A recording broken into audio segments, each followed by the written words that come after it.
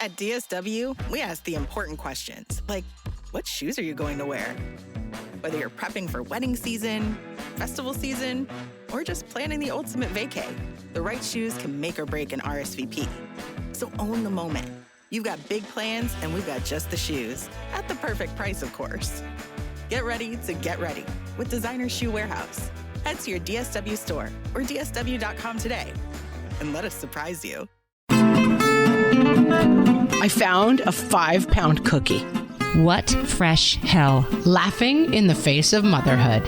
I'm dealing with my sick kid. Can I help you with your sick kid at the same time? With Margaret Abels and Amy Wilson. Best Sister is definitely taken. A podcast that solves today's parenting dilemmas so you don't have to. Guess we could use some popsicles.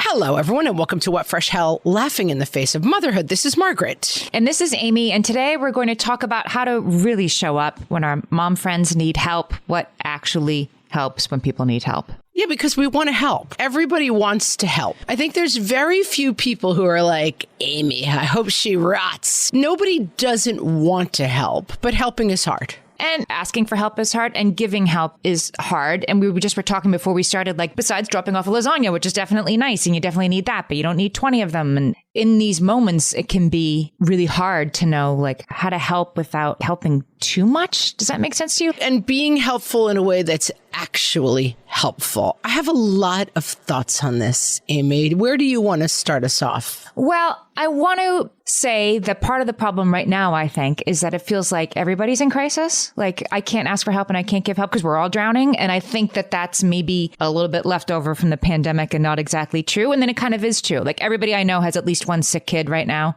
One of my kids has walking pneumonia, for sure, fever, this, that, and the practicalities of, like, I would like to go over and help my sister whose kid is on like week 3 of fever, but I can't because I don't want to get it because then I have another family member who's in the hospital and I can't get sick right now. And it further complicates just showing up for each other. I'm glad you started there. This is something I want to say about this. I think that there is a very important core helping thing around this. Honesty is the best policy, and being as transparent as possible about what you are and are not able to do. One of the pitfalls is I always say yes, and yet I resent everyone because I'm the person who's always helping.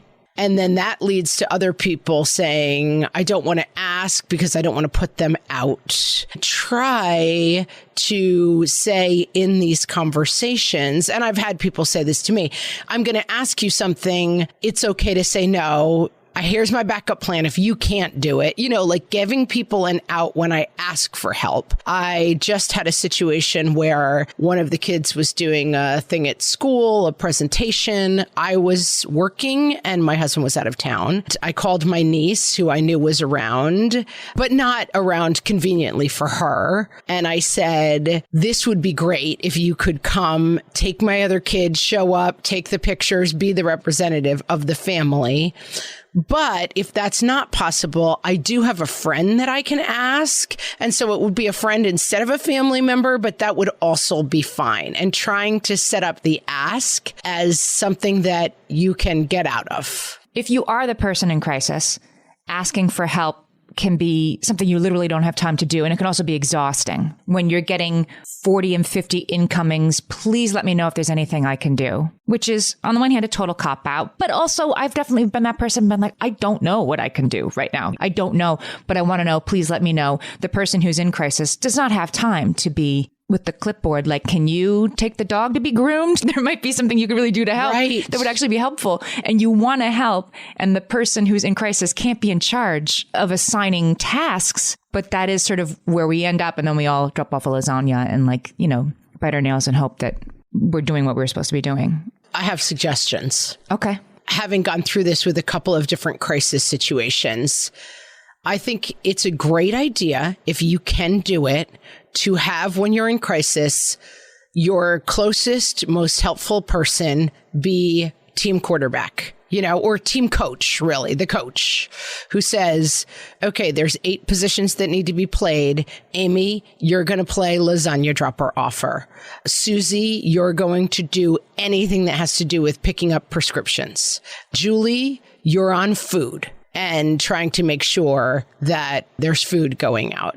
And now there are meal trains and lots of other things that you can do to help actually organize the kind of support that people need. And I think on a meal train now you can sign up for different kinds of tasks, having people play zones and getting a little bit organized on that. If my sister's in crisis, I would try to be I'm coach, I'm head coach. Here's the things that need to be done. I'm going to make and keep the spreadsheet about what needs to be done. Whenever anyone says, how can I help? You give them just my phone number and they can text me and say, how can I help? And I can say, all right, we need 3 days a week of pickups. One of the kids has Girl Scouts on Fridays. Do you know the person who runs Girl Scout troop? Can they find somebody to get the rides?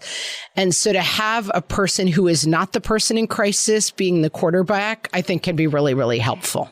This reminds me of a movie set. I have a good friend who's a movie producer. He wears many hats, but basically his job is to get between the director who's trying to direct the scene and the person who has a question for him. This producer has worked with this director forever. This producer knows everything from what the director wants for lunch to should the background look like this? And his job is to run interference. Don't bother the director. And 10 years ago, one of my friends had a true crisis, reporters calling the house crisis. And one of her dear friends, again, just sort of decided, I'm going to hang out in the kitchen and I'm going to answer the phone. That's my job. And nobody's getting to her unless they go through me. And I'll take your number. Just being that person and seeing that need and anticipating it can be so crucial. And I feel like it's of course a nightmare, but it's also easier when there's a huge crisis and literally everything has to be done. The parent has to go stay at the hospital with one kid. There are 3 other kids to be taken care of. It all of a sudden becomes clear. It's when these things get a little bit they might not be a crisis, but they're a crisis for your friend when she has COVID and so does her toddler. And how do you help in little ways? They're harder. That's right. The big ticket crisis the marquee crisis brings everybody out, right? It brings out the crowds. I have friends who've said, I have friends who have lost their spouses and I have friends whose spouses have left or gotten a divorce. The friends whose spouse has died unexpectedly get a ton more help. Mm-hmm. Somebody dying is oh, I know how to do this. Somebody your husband had an affair. It's oh, I don't think I want to get involved. It seems like I'm in their business if I bring a lasagna. And so I think it's important to give voice to the help you need. And this is another part, and it's a little controversial. At a certain point, you, as the person in crisis, you have to get on the team at some point. You have to be realistic about there is a bit of a statute of limitations. I listen to podcasts and it always drives me crazy when people say statute of limitations, and I just said it. I'm always it's statute of limitations. I think sometimes what happens is a person goes through a crisis, they become non-functional, people rally around to help. At a certain point, you have to be on your own team, but you have to map out a path back, because otherwise I think people get a little bit wary of I cannot get into that quicksand because I'm going to drown too. I think giving voice to as much as possible can be really helpful in that. Hey, it's been 6 weeks. I know you're still drowning, but what I'm seeing out here as the coach is okay, the meals are starting to dry. What's our plan for starting to walk out of the darkness? The level of support that is pouring in comes in at a fire hose and slows to a trickle at some point. Especially at a time where it feels like everybody's got their something and people don't have anything to give. And there's very few times when we as moms of any age kids who are in marriages, who are trying to meet our mortgage payments, who are working, 1 or 2 jobs, people do not have limitless resources to give to other people. And I think the thing that often goes wrong in this situation is that the stories start to become all right, everyone's given up on me. They were willing to help for a little while, but now they've all given up on me. I think being able to voice stuff as much as possible as it's happening is helpful. And it can be hard to have those conversations because everyone wants it to be like, Amy's my best friend. She's like a sister to me. I do anything for her. The reality is you would not do anything for her. You're not going to take food off of your own table and give it to Amy. Like, you have to be a little bit more realistic about what kind of help you can offer other people. Otherwise, to the helpers, it feels like throwing stuff in a bottomless pit. And to you, it feels like, oh, well, people are busy protecting themselves rather than helping me. One of the other things that occurs to me that is tough in these situations, and again, I think we should talk not just about the person who lost their house in a fire, but like your friend whose both kids are sick at once and so is she, right? Those are both people that need help and different rules apply. But for like the big crisis, I'm thinking of something that happened recently where a friend really did require a GoFundMe page to be set up. Who is going to do that, right? Is it her immediate family member that's supposed to do that? Is it the next door neighbor? Like, who gets to tell that story? When does it get put up on social media? Who clears it? You know, like all that kind of stuff you do not want to overstep. When do you share that? I'm not allowed to press send until somebody else press send. And who gets to do that in support of a family who does not have time for this stuff right now? They're just trying to get through the next hour. They don't want to answer 40 questions about a GoFundMe while they're trying to like actually survive the day. Right. And yet it shouldn't be nobody sets it up. It can be like, where am I in these rings? I would like to think that maybe the way to make this less hard and less uncomfortable is to get better at doing it like in little ways more often for smaller crises. I'm definitely like, I got this. Nobody needs help. Nothing to see here. Everything's fine. I am that kind of person. And that maybe we need to be better at like giving help and getting help in tiny ways. I saw this on Twitter and I loved it. In this moment where like everybody's kid has been sick for 3 weeks kind of thing.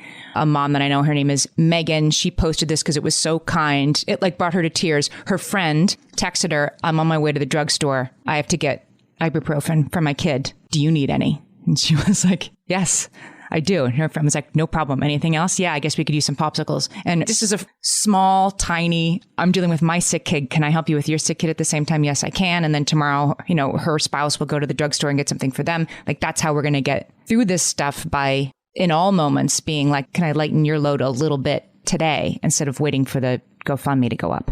Yeah, I think that's really true. And I recently had the same kind of thing. I have a friend who works and will get caught up at work and will text me and say, hey, can you run my kids home because I'm not going to make pickup today? And it's almost never a problem. And occasionally, if I can't do it, my husband's around, whatever, it works out fine. And then I had this situation where I was going to be away for the performance. My niece said she would come, but the kid who's in the performance needs to get dropped off 45 minutes before. And then the other kids need to eat. Well, how's it all going to work? So not purposely, but I thought, oh, my friend who I often drive the kids home, let me see. And she wrote me back and she said, I am so thrilled to be able to help with this and like pay back all the times you've driven my kid home. And offering people the opportunity to help can be a gift as well. And that's something that we shouldn't forget. So much more to say about this topic when we come back. Hellions, it's time for some spring cleaning, and I don't just mean the coat closets. Doing your financial spring cleaning can actually be super easy when you let Monarch do your financial spring cleaning for you. One dashboard that gets your entire financial life organized. No more clutter, no more mess, no more logins scattered everywhere, just accounts, investments, property, and more, all in one place. Get your first year of Monarch for half off, just $50 with promo code FRESH. Monarch allows you to look not only at what you've already spent, but also to plan for the future. With Monarch, you can set savings goals, plan for big purchases, and notice spending trends before they become a problem. I can generate cash flow reports that show me what we spent this quarter, this month, what we're probably going to spend next month, and feel prepared, organized, and knowing how to plan for the future. No more surprises and a lot more clarity. Try Monarch. Use code FRESH at monarch.com to get your first year half off at just $50. That's 50% off your first year at monarch.com with code FRESH. Amy, let me tell you about a magical place that is so exactly designed to be enclosed space, year-round fun for the whole family that I bet you already know what I'm going to say before I even say the name. Let's say it together on 3. 1, 2, 3.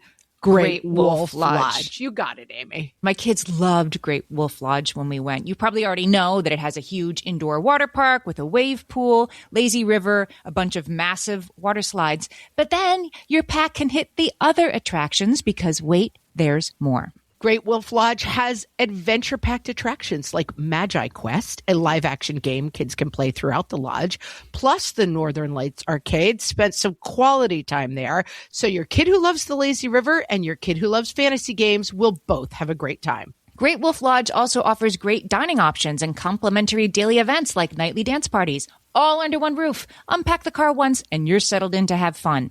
And with 22 lodges across the country, you're always a short drive away from adventure. We've both had such great times at Great Wolf Lodge, so bring your pack together at a lodge near you. Learn more at greatwolf.com and strengthen the pack. We started with a post from our listener, Gretchen, who said, moms, parents, supporting other moms. How have we been supported by others, like this podcast? Thank you very much. What can we do to support others? Because this parenting thing is tough. And that was sort of the germ of our idea for this episode. And we posted this question. How are we supporting and how have we seen this done in good ways? And we got some great answers. Yeah, and clever and in unusual ways you might not have thought of. Around the meals thing, I thought this was pretty genius. Jen said after a mom had surgery, people were asked to bring kid-friendly meals only. She says this was brilliant because the husband just ate whatever. The mom just had surgery. She wasn't eating. And the kids were getting, their chicken nuggets and broccoli on the table every night. They don't need chicken a la grecque being delivered from the Greek restaurant. They won't eat it. Makes so much sense. Yeah, we've definitely had this problem in terms of you get the 19 lasagnas. Some of them have the wrong ingredients and the kid thinks it's strange and they won't eat it. Spinach in it, yeah. they, God forbid, don't put spinach in the lasagna, please. My kids will not eat it. There's something green in here. The meal drop off, it can be hard because sometimes it's Megan suggested food gift cards. And one thing I would say, especially now with food delivery, it gives me a little bit of an excuse to get food delivery if I have a food gift card. It lets me say all right, I can pay a little bit more to get it delivered because I have this food gift card. I deserve this. We have another listener who suggested that a neighbor's friend's father passed away. She was at Costco. She got a bunch of frozen meals and dropped them on the doorstep in a cooler to have around when you're going to need them. Like you were saying, 6 weeks from now, I don't really want to have to think about what's for dinner either. And all the lasagnas will have been thrown out by then. And she gave her a frozen meals stock up for that time, which I thought was pretty thoughtful.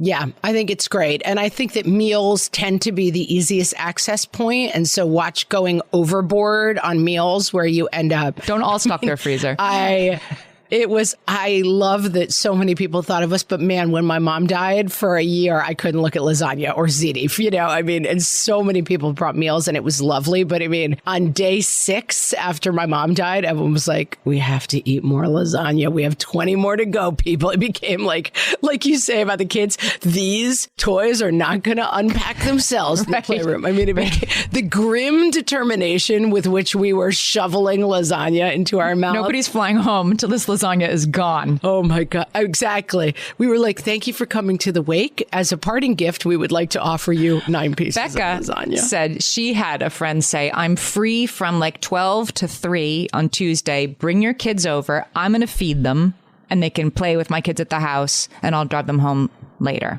So you're feeding the other person's kids and taking care of them for them. Double whammy. I am a big, big fan of the specific ask. Rather than what can I do to help, I would say, Amy, I'm free Tuesday and Thursday nights, and I live near a pharmacy and a grocery store. So on Tuesday and Thursday nights, when you need anything, please put me at the top of your call list. Or a different example, my husband is extremely handy. He can go in and look at basically any problem and fix it. From your screen door isn't latching correctly to... The ice maker isn't working. Your computer isn't biting up the ice maker. Handyman tasks, call me. any handyman tasks that need to be done. Like, I try very hard to think of a specific ask. It can be really hard. We just had a family member who was quite sick, who we're far away from, and we sent meal cards, and it can be hard when you're farther away, when you can't offer that specific kind of help. You know, I did try to call the quarterback, her sister, and say, what could they use tonight? Can we send something for the kids to play with, like a new toy for the kids to play with? And just even still trying to make specific asks. What do you think they need? What would be helpful? Anna had a particular thing about when somebody's moving, that you take their little children out of the house for the move so the kids aren't underfoot, nobody's in danger, they have a nice day. And then she added, make sure to let your friends use your broom and vacuum after the movers have driven away and they've got to like deliver their house sort of clean. That's so smart. That's another good example of like moving, or if you're sick, hey, why don't I take the kids home from school and just keep them for the night so you can sleep all day?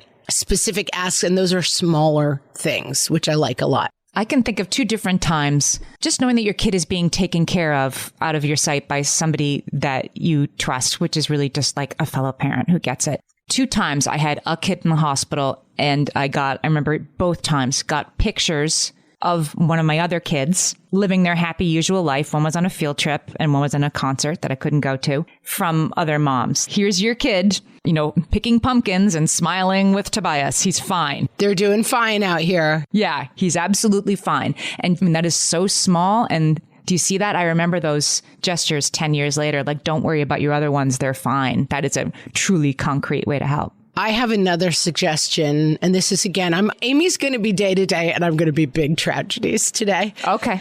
But when something happens, I try to set an alarm on my phone for the day, not the day of the tragedy, but like for 1 month out, 2 months out, 3 months out, to check in on that day and be like, hey, how are you doing now? What can you use? Because what I find, having been through this with a bunch of people, is that it's the week after is the 10,000 lasagnas and the 4 million offers. It's like blood donations after a tragedy. Like they say, they get completely overwhelmed. They end up throwing out some of the blood. It's like if everyone would donate a little bit of blood all the time, would be fine.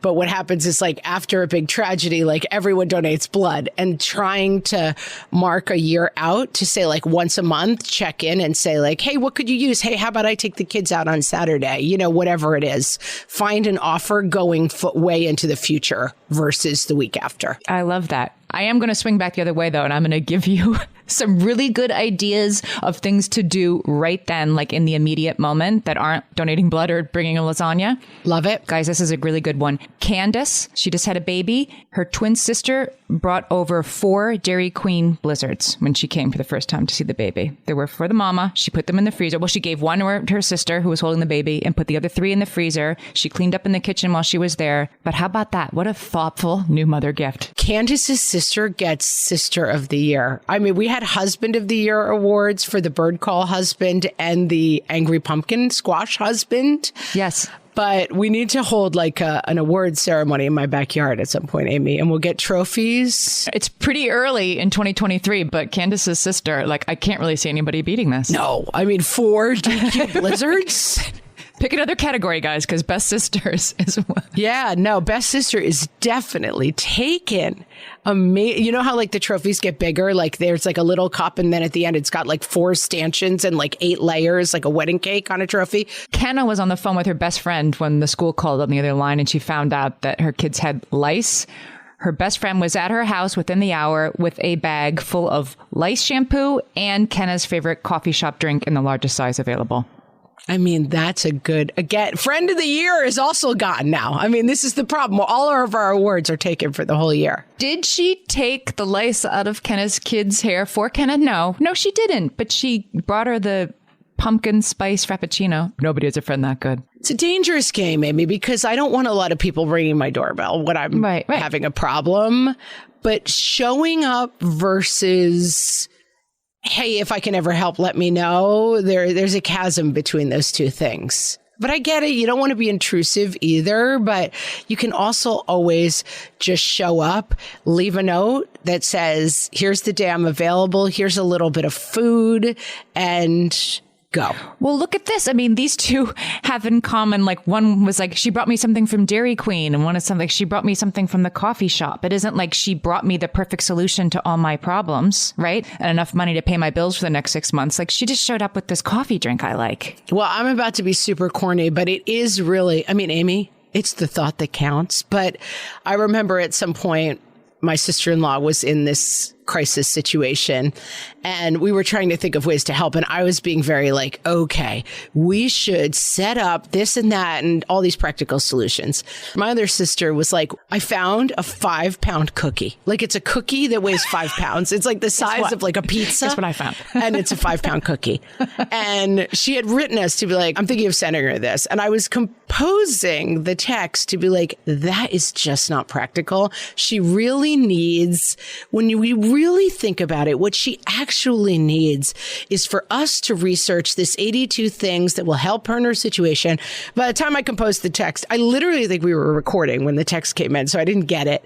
And then by the time we got off, she was like, okay, cookie sent. And I was like, oh, that's the...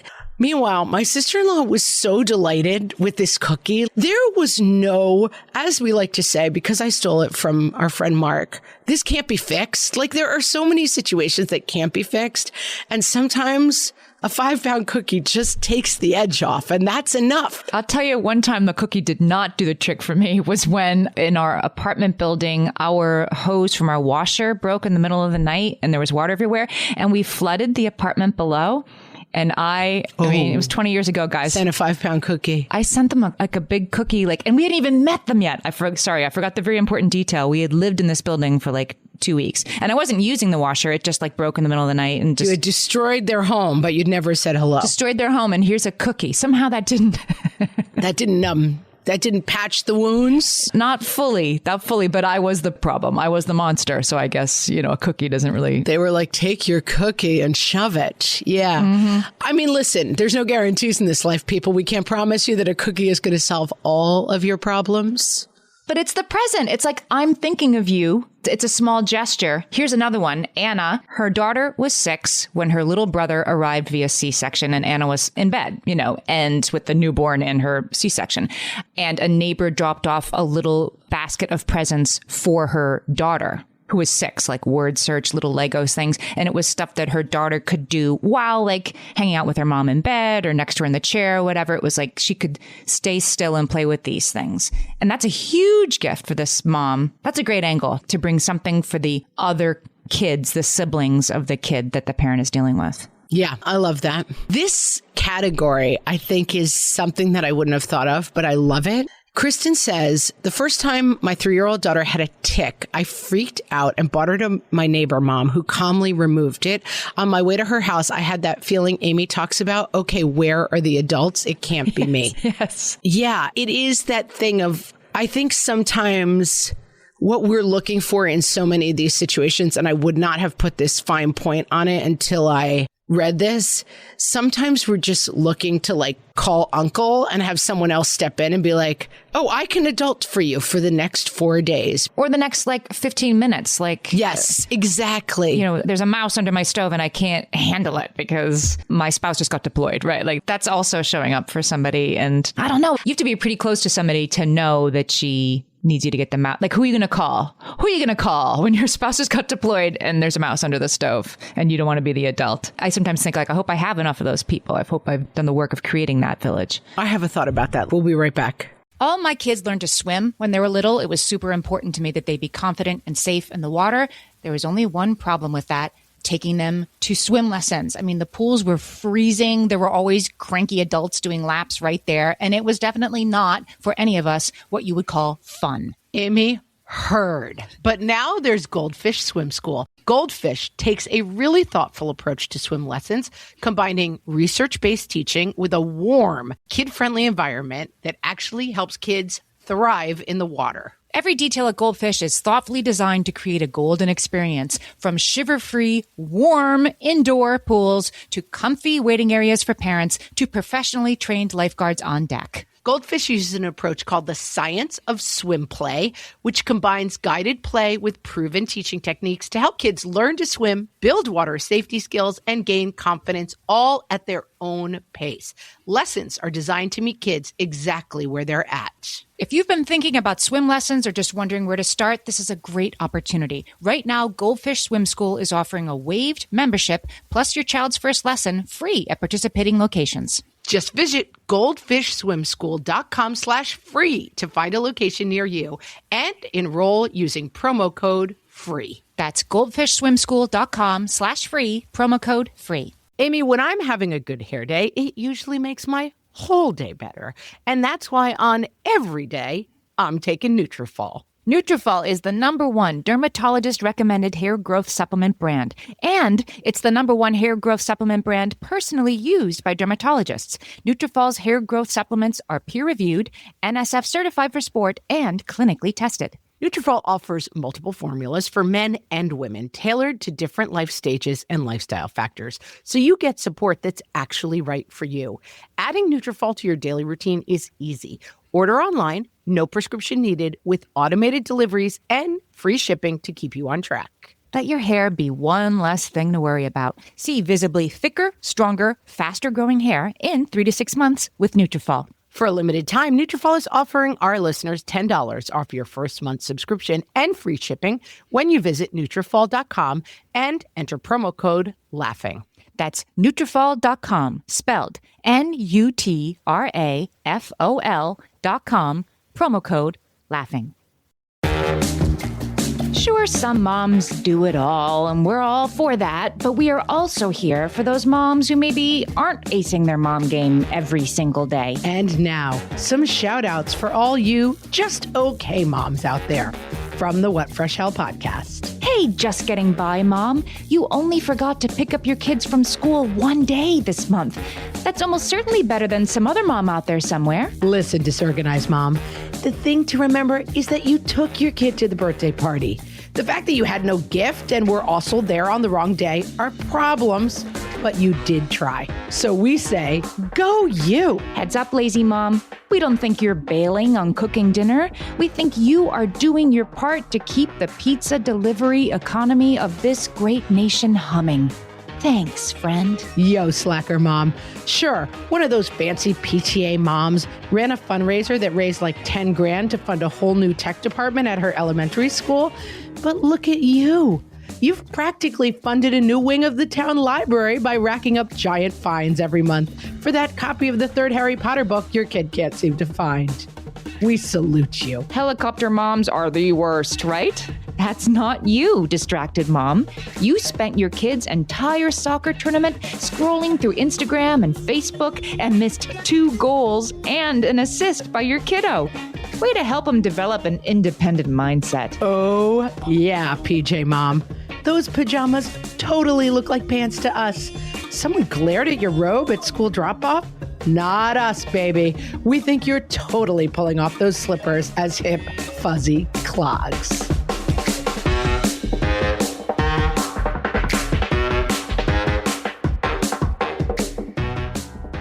My sister, Kate, talks about, she has a, they call it the socialist cleaning service, but it's a group of friends who go and clean each other's houses. First of all, it's a great idea, and it's like everybody kind of helps each other out. But the big job of the cleaners who come into your house is to clean your area of shame. Like, this is the thing you can't face. And everybody's different, right? Yeah. And like this, the way that the litter box has like spread all over, and it's so awful. And I'm a bad person because this is in my house, that your friends come in and they're like, yeah, super gross, but I have a mask and gloves on and like, I don't really care. And it took me 20 minutes to do.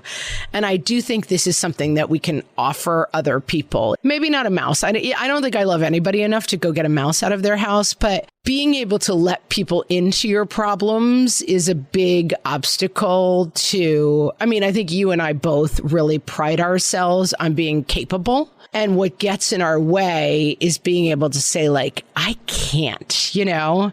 And I think that even in working together, the times both of us in the many years we've been doing this have had times that we kind of have a shorthand to be like, I'm going to have a bad week at work this week. And I I just need you to know that like, I'm not 100% this week, that because we've worked together for long enough and been through stuff together, having just the ability to say, I don't need to justify with how big and bad my problem is.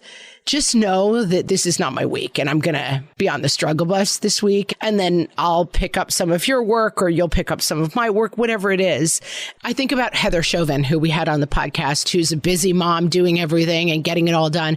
She was diagnosed then with stage 4 cancer. She said it took being diagnosed with stage 4 cancer for me to free myself from all of these burdens. And that the lesson she wants people to take from that is it's okay on a Tuesday to say, I'm drowning today. I don't know why. It's a Tuesday. Because if I came to you and I said, Amy, I have stage 4 cancer, you would say, hey, let me drop everything. I will record the podcast solo. I will I will do everything.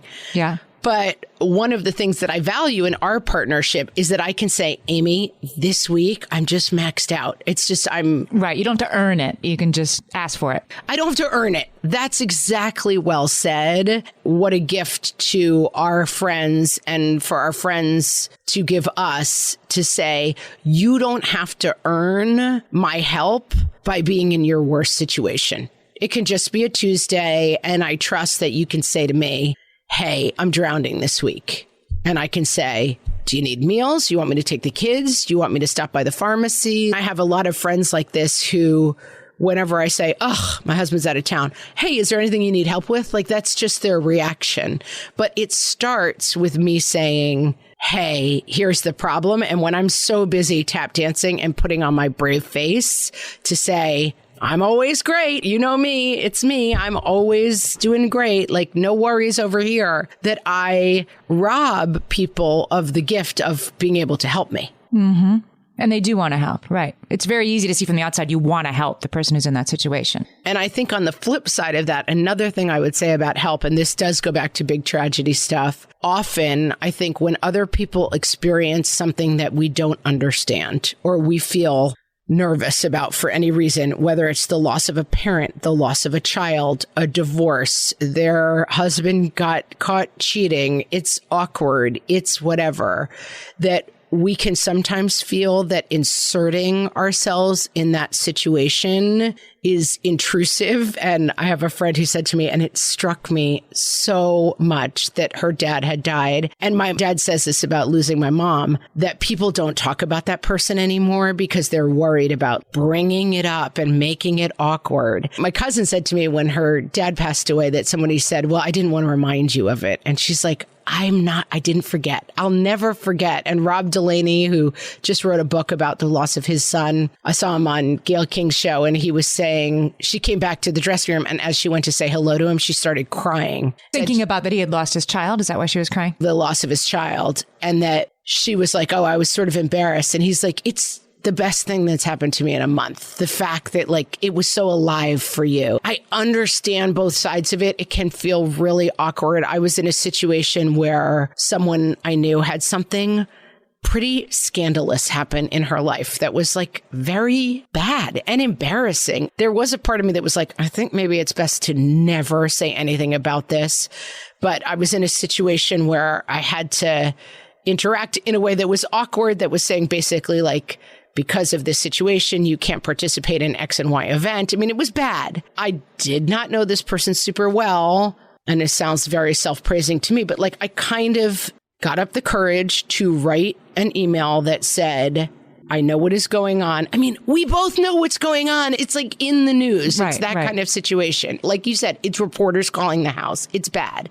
I know this must be really hard, and I know we don't know each other well, but if you ever need anything, reach out. And I understand the instinct of like, because on the flip side, there are people who do kind of like love to insert themselves in everybody else's drama, but I think it never hurts to make a call. I had somebody after my mom died who I didn't know super, super well.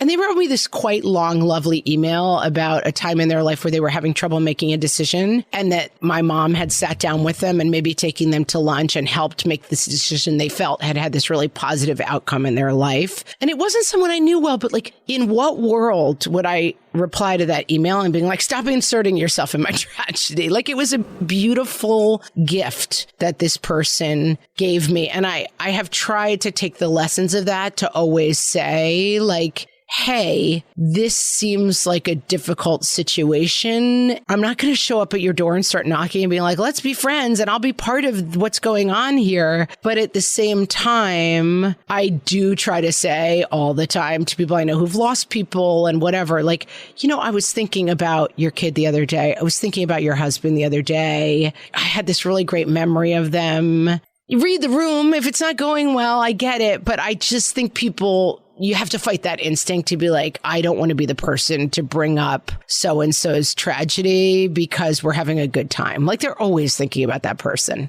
You've seen, I'm sure, I'll find the link and put it in the show notes, the idea that in response to grief or crisis, that you should comfort in and dump out. Have you heard this? That there are concentric circles. Remind me, because I have. Like, say a kid who had an accident and had to be airlifted to a special hospital. The parents are in the inner circle with that kid, and maybe like the grandparents are in the next circle.